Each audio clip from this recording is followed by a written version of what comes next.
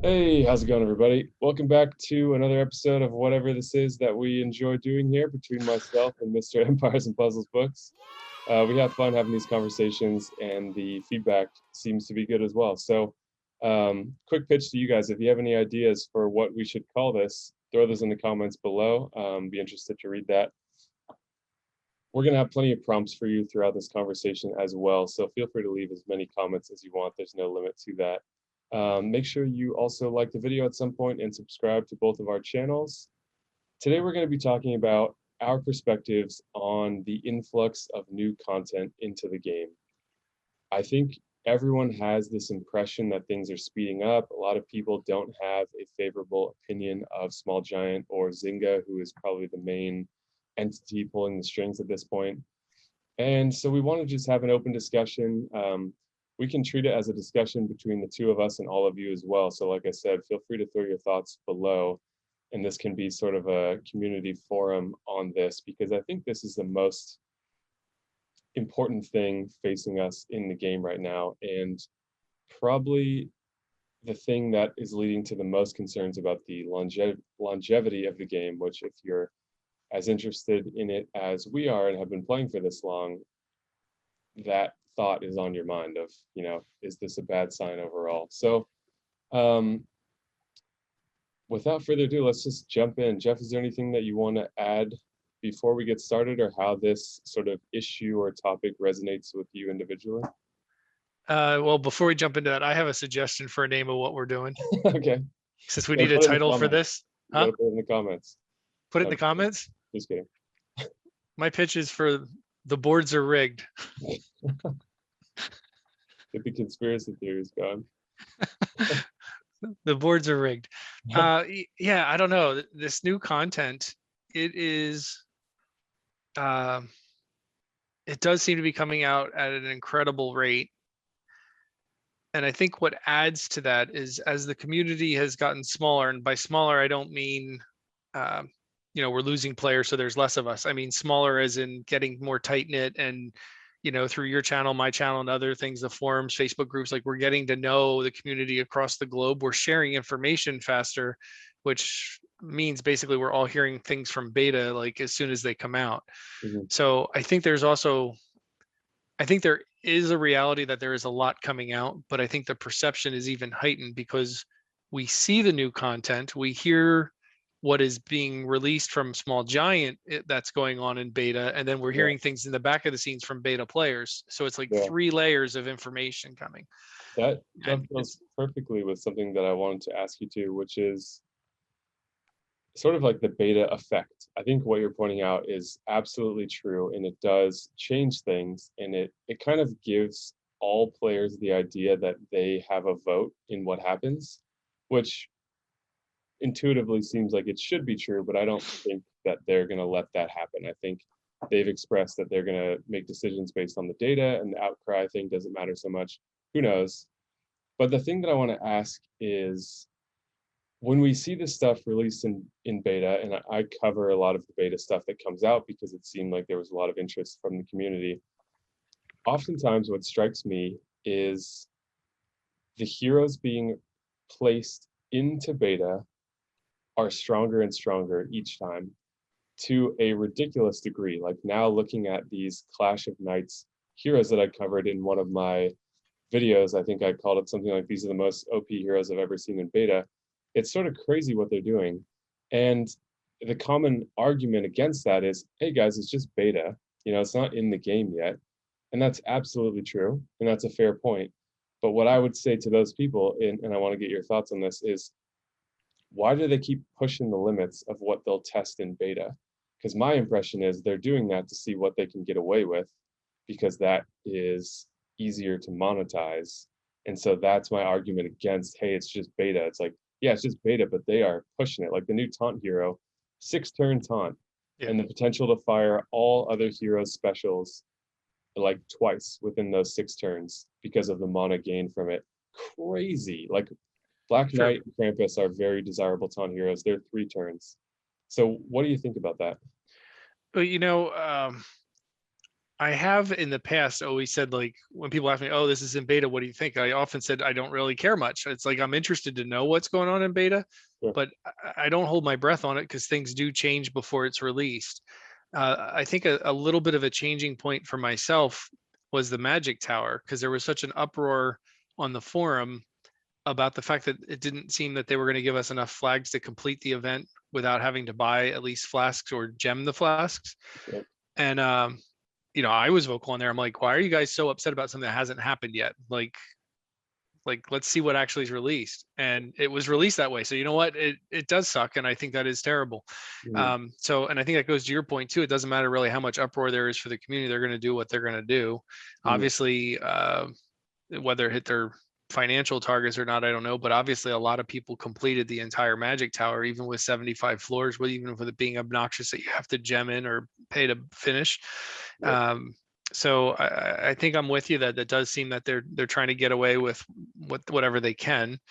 The other piece of this that is just smart business but sucks for the player is they're really getting super good at we're going to sell you a problem and then we're going to upcharge you the solution.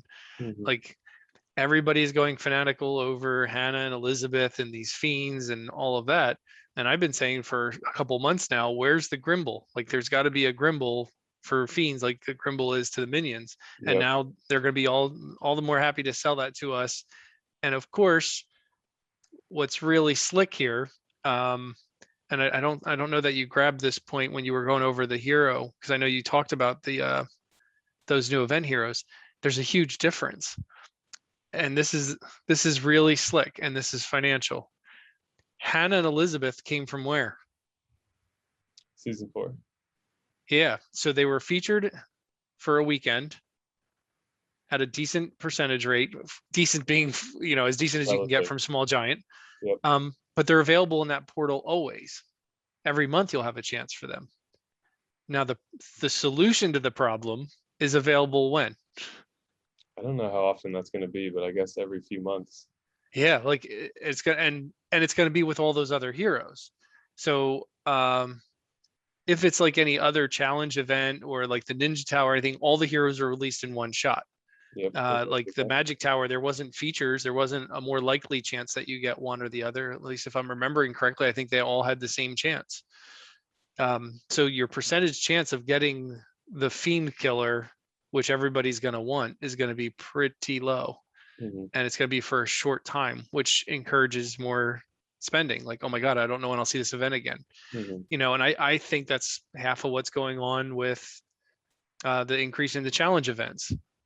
They're trying to get up to 10 challenge events. That means we'll see each challenge event once, maybe twice per year. Well, if you're somebody out there that doesn't have Guardian Panther and you still want Guardian Panther, now you have more pressure that you only have 3 or 4 days in an entire year, as Yeah. opposed in the past you might have had 8 to 12 days a year. And yeah, that's an excellent point. And the way that sits with me, and again, you guys fire this stuff off in the comments because we want to know what you think too. That was enough of a push to go, okay, I just have to care less. They're pushing for us to run so fast and so far that I'm like, not willing to do that. Maybe that hero will be a great counter, and some people are going to go for multiples of that hero so they can get that temporary edge in war while the current meta is based on fiends, which will change again. And I'm like, all right, cool. I'm not going to worry about it. I'm getting to that point where it's like, if you're going to keep pushing, I'm not going to keep running faster because it's too fast. Mm-hmm. So, Yeah, agreed.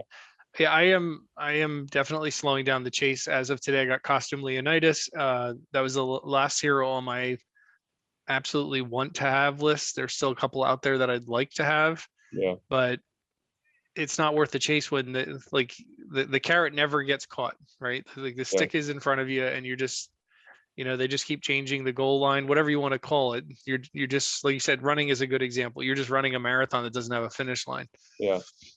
And I'm someone who likes to think a lot about the ascensions that I make and try to make choices that won't just be a hero that was swept up in the current meta and becomes less relevant later on. And it's hard to do that because you get ready to make a decision and then you see these new heroes coming out and you're like, wow, should I save for that? But that's like, it's like the iPhone model where you're like, I don't want to buy the current iPhone because the next one's going to be coming out soon enough and it's going to be better. And that's not a great place to be in for something that should be a fun game. So my personal advice to people in this predicament is like, you always have the option of not playing the game. There's no reason why you have to play this game if it's not fun for you or not enjoyable. But if you do enjoy it, and there's a lot of things you like about it, which is true for myself, and there are things about it that frustrate you, I think it's just a realignment of expectations. It's always going to be really hard, really expensive, and probably more stressful to compete with the most active, toughest players in the game because they're at the top of that hill with all this new content coming in and they're still trying to keep up. And who these players are will change over time. So for me, it's just like, and I've said this before, find your place where you're comfortable, find an alliance that plays in that same way, and you can still enjoy the heroes that you have. If you're trying to take season one heroes with no costumes against the toughest heroes in the game, it's not going to be very fun, and you're going to struggle because there is a big difference between them. So they're kind of pushing me to that place of going, okay, enough's enough. I'm still going to play, but I'm going to change the way I interact with this business model because it is becoming prohibitive. Well, I'll tell you, excuse me. One of the challenges, and I don't know how this will play out, and I'm sure there's not going to be any empathy from the community for the people who are at the serious end of pay to play, but I do think there's implications for the game when there becomes problems for pay to play to solve. So one of the challenges that I'm seeing now as somebody who is a heavy pay to play is that the rate that they're releasing heroes is far outpacing any rate, no matter how competitive you are, that you can keep up with Ascension materials. Which means again, if you had infinite money and you bought all of the heroes, you're just never going to be able to level them. Even if you bought all the deals, all the Ascension item deals are not even going to come close to no, that. you could buy all of them, and I get most of them, and I place pretty well in events and things. I have a lot of opportunities to get 4-star Ascension mats, and there is no way that the pace of materials can possibly keep up with the pace of heroes. And we saw this even before season 3 and 4, right? People who did a lot of pulling had all these heroes sitting around at 370 and they're waiting for mats. The challenge now is people are going to start to have all these great heroes that are new release heroes that are sitting around at 370 and they can't get mats. And I think that is going to become apparent to the heavy pay to plays at some point, that they realize, wait a minute, I just spent all this money for what? Chasing these really hard to get heroes. And in your brain, you could say, well, it'll take me 5 months or 6 months to get all the mats to raise all these heroes. But how many more heroes are they going to release in that 5 to 6 months? And if you're somebody who's into the summons, if you're into the collecting, you're just adding that pile just keeps getting bigger.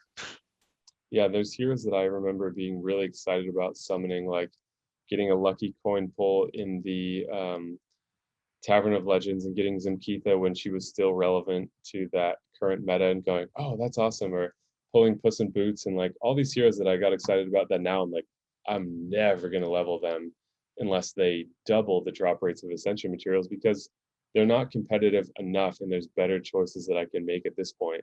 And that is the thing that kind of sucks. Like you can theoretically spend $10,000 in a weekend, pull all the new event heroes, and be able to do nothing with them. And that's crazy, The fact that you're paying for unleveled heroes, it's like buying a car in pieces and building it yourself. Like who would jump at the chance to do that, We all do. yeah. In this context, we do. So they've created this super addictive platform. But yeah, I think as they push more and more, people are starting to see some of those cracks as well. And again, I don't think that has to be a concern. I think just change the expectations for competition, which for me, it feels easier to do. And that can create a more comfortable place outside of the storm of all the stuff we're talking about. Yeah, I mean, I did the math today. So if they stopped right now and there was just no more new heroes, if what exists, and somebody spent all the money they could spend to get one copy of every 5-star, there is currently right now, how much that would be. Yeah, let's not talk about that. That's a whole different problem. Yeah. But the problem I want to get at is this material problem. So there is currently 201 5-star heroes in the game. So if somebody did what they did to get a copy of all of them, and I've done a lot to try to get there, I'm about 28 shy, but there's 201 5-star heroes. So if you wanted to level all of them, I mean, the simple math is you would need 201 tomes of tactic and 201 Damascus blades. Where are you getting 200 of each of those? I don't know. Now, and I thought this was interesting how evenly this broke out. Of that 201, there is exactly 40 holy, 40 fire, and 40 ice. Nature's lighter at 38, and dark is heavy at 43. So if you follow that math, if you wanted, again, so in addition to all those tombs and tomes and Damascus blades, you would need 258 tabards, 228 tonics, and then for the other ones, you would need 240 of each of those, either the rings, darts, or telescopes. So it is literally thousands of these materials that we get nearly orgasmic when we find one of them. Like we're all ready to share. Look, my mystic vision had one of these things. Yeah. And somebody somewhere said something the other day about getting one. They're like, wow, I got a sixth of my leveling from a hero. I was like, no, actually you got an eighth. Because even if you get a telescope, you still need the tome and the Damascus blade. So it's but it is ridiculous how excited we get to get one of these hard to find items, and they're just not even a solution yet. Like you need to do that 7 more times. Yeah. And anyone who's in an alliance with a lot of people in it, you see the complaints constantly of like, oh my God, somehow I have 0 Damascus blades and I have plenty of other ascension items and I can't do anything. Waiting on this one rare item in like, yeah. So here's some other interesting math. So I went back and went through and added up how many heroes are released every year. And so this will go into the conversation of, are things accelerating? So year 1, 2017, game was released in March. It was actually released with 58 heroes available in season 1. Now, when I'm talking about these numbers, just so we're clear, I'm only talking about 3, 4, and 5 stars. I'm not counting 1s and 2s. I think we all realize they're just food. So of actual playable heroes, there were 58 season 1 heroes. In that first year, they released 8 more season 1, which brings us up to 66 season 1 heroes. They had 10 challenge event heroes, 7 hero of the months, and 3 seasonal event heroes. So 2017, there were 86 new heroes. And keep in mind that is the start of the game, right? So they had to have a pile of heroes to get the game started. So that was sort of the beginning year was 86. 2018 was a little more palatable with 59 new heroes added. And always keep in mind, 12 of these are always hero of the months at this point. So 59 new heroes. 2019, there was 52. So between 18 and 19, there was 111 new heroes. So in a 2-year span, there was 111 new heroes. In 2020, they released 118 new heroes. Wow, making up for lost time. So 111 in 2 years, and then 118 in just 2020. Wow. Enormous jump. And the pace for 2021 is seeming high. So far in 2021, as of today, there has been 77 new heroes. Again, this is 3, 4, and 5s. However, we know that between now and the end of the year, there's going to be 3 more heroes of the month. There's going to be at least 3 more announced heroes from season 4. We know for a fact, because they announced that there's going to be 4 new costume heroes for Halloween for Malovia. I think it's safe to assume there will be 4 costumes for the Santa event. The Clash of Knights, if that event is released, there's 8 heroes in that. In beta, and it seems like things are going into beta 1 week and they're coming out 2 weeks later. So if that's any indication, we have seen costumes for 6 past hero of the months. I have seen screenshots of 5 other costumes for challenge event heroes and different things. I don't know when those will be released. And Small Giant has still indicated that they want to release 2 more challenge events, and they usually have about 10 heroes each. So I am guesstimating, if they release all that between now and January 1st. Are you ready for this? I don't know. It is entirely possible in the next 3 months we will see another 53 heroes. Wow. That would take the total up for this year up to 130 heroes released this year. That would bring the total number of heroes in the game to 445 with over or just about 38, well, 28%. So not quite 30% of the total heroes would have been released this year from a 5-year game. Wow. So that is insane. Yep. And I think 2021 was the year that Zynga became the majority stakeholder. Yeah, their purchase finalized. I think it was a 3-year Yeah. buyout or something. Yeah. But the rate of just heroes, and now the other thing to keep in mind is these are also in tandem with all of the events that have come out. Mhm. You know, it's funny. I see people call me out all the time on my channel. Well, why don't you use this hero? Or you did this, but that hero does the thing. And I'm like, there are 400 heroes. I do not remember everything. I mean, these cards are getting more complex. Yeah. I mean, I don't know how many times. I think people told me 12 times that Marcel defense is down before. And, I'm somebody who gets very excited about defense down and elemental defense down heroes. And it just would not stick in my brain that Marcel was a defense down hero. Mhm. I'm sitting here talking to you about Marcel. I don't remember what event he came from. Yeah. I mean, Also good.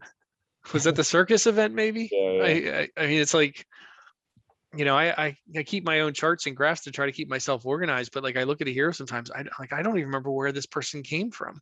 Yeah. Yeah. It's It funny. is a lot. Yeah. My girlfriend, who plays much more casually than I do, is just always like, "Who's that? What is that hero from? Who's that person?" And it just goes to show the same points we're making here, which is like, for the I would consider us some of the most invested in terms of putting the time in, like making videos. You're thinking about a lot of new features and trying to cover new aspects. So I'd consider some of us as some of the most invested players in terms of time and thought. And there's many, many, many people who are much, much more casual. And if you're saying, "Oh, I'm having a hard time even remembering where some of these came from and what they do," it goes to show that like, what is the player environment that they're imagining? Like, are they imagining this fantasy where every player pulls from every event, and then like you said, then what do you do with these heroes? Or are they imagining that they just put enough choices in front of you that then you'll choose at least something, and you're giving your money at least that way, and then you figure out what to do with them? I just can't understand what their expectation is for what it looks like for a player in this game. You know what, Spock? Honestly, it's one thing to say you and I can't keep up, and we're trying to put content out for the community. And I say this seriously, I honestly don't think the developers are even keeping up with their own pace, because they keep making either they're not keeping up with their own pace, or they're not actually playing on any competitive level to understand what the heroes are doing when they release them. I mean, Yeah. the things that are in beta right now that's smart to go back and give elemental links to the first 10 heroes of the month that didn't have an elemental link. That's smart to do. It makes it more attractive. It'll get people to summon more in the tavern, blah, blah, blah. But the thought of how those heroes are used just seems illogical to me. I mean, they're giving an attack boost, an attack buff to Mickey or Frida, and it's even bigger if they're used together, which everybody who has the two are going to use them together on Titans. And then they give an even bigger attack boost to Athena. And a lot of people who are serious about Titans have the 3 of those. And this is all against a Titan. There isn't a player in this game that has a problem hitting a Fire Titan. So it's like everything they do keeps making it easier to slaughter Fire Titans. Yeah. How many times are they going to release a healer that's a wizard? It's like, Yeah. how many times are they going to release a minion hero that's a druid? Like, Yeah. it Yeah. happens more than once. So, once is a mistake, twice you're just not paying attention. I think that's a very reasonable point. And I think there can be this idea that, oh, they're just these crazy manipulators. And I think maybe from a data aspect or from a monetization aspect, that may be true, and that may be where they invest the bulk of their strategic thinking. But there are all these blind spots with heroes, and it's like, the whole Tellurian Vela thing, there's a prominent argument that they did that to get people to chase, to collect the money and then change it afterwards. But some of the stuff does make you wonder, like, how well do they actually understand their own game, and they're just trying to Yeah. keep up with their own pace? I do not buy that at all. I don't think this whole we suck you in and then we nerf the heroes, the data doesn't support that. The reality is they have buffed hundreds of heroes since the game has started, and it's like a dozen heroes, if that they've nerfed. Mhm. So I don't buy into that conspiracy theory at all. But I'll give you another example of where they make a seemingly attractive decision that when you look at it, it makes no sense at all. And that's with this new aspect to the game this year with the new challenge events, that if you chase the challenge event heroes, they get a boost during the event. You get this increased attack, defense, and health. And ignore the elemental barriers. Right. That all sounds attractive until, like, if you're, at least if you're a competitive player and you look at these heroes, they almost make no sense to use in a challenge event. Like, they're not challenge event heroes. So what good is it for me to get that bonus if, like, I'll never, like, it's just something that I don't think, the one exception might be Bobo with the incredible defense down. He's excellent. He's a game changer. Cillian was an immediate game changer for Slayers. But most of these heroes, you look at them and you're like, these are not challenge event heroes. Like, why are you boosting something for a specific event that you would never use them in that event? And they might be good boosts, I guess, for people who are completing, not competing. But I don't get some of the things that they do. I just don't see the attraction to it. Yeah, that's a fair point as well. So something that I wanted to get your take on, because it seems to me, it seems intentional and manipulative towards, like, a lot of the direction to me seems more and more pointed to the bigger spenders over time, like the new ethers that we've seen for sale finally. I know there's many big spending players that just haven't been lucky enough to pull 5-star ethers. Mhm. And that I can verify they snapped up those deals right when they became available. Sure, I did. And Mhm. yeah, to me, the value of ethers is less than ascension items, because you're getting, an X% boost on top versus a hero being usable or not usable at all. So it was surprising to me that they priced them equivalently of those $100 deals having 2 ethers versus 2 ascension items. So there's this new event coming out, the Clash of Knights, that I've covered in one of my beta breakdown videos. And it's going to be a typical 10-stage, 3-tier difficulty challenge event like we're familiar with. But it's going to be alliances facing off against other alliances. So they're trying to, from my perspective at least, trying to engage the most active players into competing against each other and doing whatever it takes to get the edge so that they can get these rare items. And it's kind of like trying to get you to pay more for the same amount of stuff just by upping the competition level. So I was curious what you thought about that, and if it seems the same to you or if you have a different perspective. Oh, sure. I mean, if you look at a typical challenge event weekend, the challenge week events have historically been an independent experience, right? It's not, with the exception of GGWP that dominates the Yeah. towers, and they obviously go in force as a team. They're not usually an alliance event. Alliances I've been in, there's been a handful of players, 2 or 3 or 4 of us that compare notes and we really go for it in a challenge event, but it hasn't been a full alliance thing. And I've heard that conversation in my alliances that, oh, well, I'm not a challenge event player. I'm not really interested in pushing scores. But from a Zynga small giant standpoint, those of us that compete, we are buying flasks all weekend long, $1 a flask basically, to keep replaying boards and farming for great boards. And if you have, I would say, in my last lines, we had 5 people that were probably very competitive in those. Well, if they can suddenly make that 30 people that are very competitive and we're all gemming boards, I mean, that just magnifies the income. It's just dollars. It is just literally dollars. You're sitting there clicking and And searching for boards. I think they probably know too that time spent in the game, the more time you're in there playing, striving for something, the more invested you are and the longer you're going to stick around also. So that's where they have just huge amounts of data on all kinds of aspects that they use to inform decisions. And I hate to present information, some of this beta stuff, sometimes I just feel bad a little bit talking about it because I think it kind of bums people out. And you want it to be a game that you enjoy. But I sort of feel like they force our hand a bit because we're just keeping people in the loop with what's happening. Sure. I'm not. I don't consider myself a pessimistic person, and there's a lot of things that I really like about the game. But some of these things I feel like we just have to talk about, and Agreed. they can be disappointing sometimes. But it is strange to juggle that with the enjoyment of playing a game as well. Mhm. Well,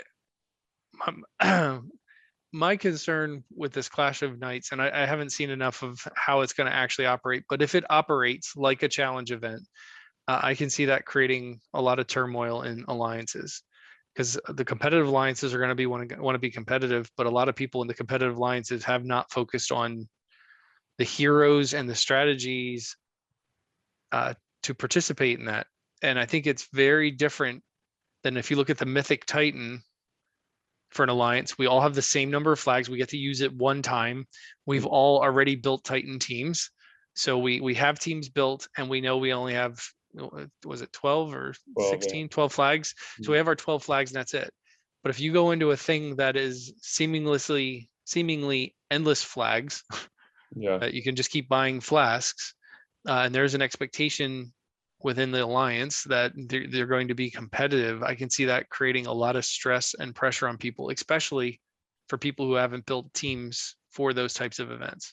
So I'll yeah. tell you right now, folks, if it's that strategy, your war and raiding teams are not going to be what you're going to want to use for these events. Like, Yeah, they're very specific. There's some overlap, but it's not just like you build a war team and you go in. And it really is like one reason I've never competed is because that the repetitive nature of trying to find those good boards, I just can't get behind it. mhm. So yeah, it is gonna, and I think there's a lot of people that feel that way and people that feel differently, and that's fine. But I think it is gonna create a bit of a rift in some of these alliances where their expectation is our goal is to be dominant, and whatever comes up, we're going to try to maintain that philosophy, whether it be Mythic Titans, whether it be wars, whether it be just cup counts within our alliance. So yeah, it's The only thing I think I could recommend them to do if they want to make it even worse is make it available for Hunter's Lodge level weapons. One of the things that almost makes challenge event competition reasonable is that you're only using forge level events or weapons, so you can kind of keep up with the weapons. But if you have Mythic Titans and the towers pulling those heavy weapons, yeah, if this is an event that you can gem flask and keep playing over and over and searching for boards, and you're wasting big materials, and you can't even buy that. Like, even if you have an unlimited credit card, you're never going to buy. I mean, it's only you need the Titan parts to make these things, and well, maybe they'll start selling us Titan parts. Who the heck knows? But oh God, probably, yeah. And I was surprised just to see some of those Titan weapon offers where I'm like, what? It's like shows the Alpha Griffin, I think it's called, the yellow rare Titan on the offer. yeah, It's like tornadoes and stuff, and I'm like, no way. Mhm. But yeah, I have pretty much all my buildings upgraded except for the Hunter's Lodge, and I'm like, oh, it could be fun to craft scrolls of alteration. And then I looked and I'm like, oh, you need, X amount of, I think it's Titan hearts and Titan skulls or something. We are always hitting tier 1 on Titans with harpoons, which I learned from you is the sweet spot. There's an exponential decline as you go up in cost, and it's just really not worth the investment from that point on. But I could only craft so many. It's an unsustainable item to use, even if your alliance is buying all of those Mythic Titan offers. Mhm. It just puts you in a precarious spot. So Yep. there, So I can, I guess, preview kind of goes in line with what we're talking about here, and you'll find this interesting. Preview for a video that I'm going to be working on. I started a free-to-play account, and I have been documenting because when you're free to play, you get different sales offers, especially as a new player. So I've been documenting, like, I'm obviously not buying because it's free to play, and it's just curious every few days how the offer changes. and I want to go back. I'm trying not to look at them. I'm just screenshotting them as they come. But I have a feeling like I just want to see what the offers, like the progression of the offers, Yeah, to make it more and more tempting to try to get you to make that first purchase. that's a clever idea. How long have you been doing that for? Just for like the last 2 weeks or so. But it's like every 3 days there's a new offer.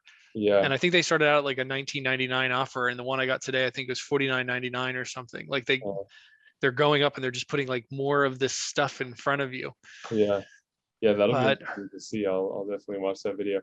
You should, after like a month of doing that, just buy like the ounce of gems, the $1 100 gem thing, just to see how that screws with their impression of your account. We're like, all right, he's gotten his first taste. What are we gonna do now?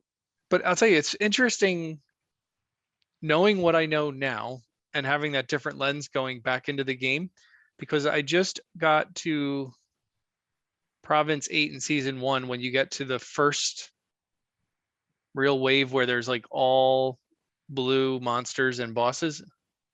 And like as soon as I opened up that wave, my very next chest was an ice elemental chest.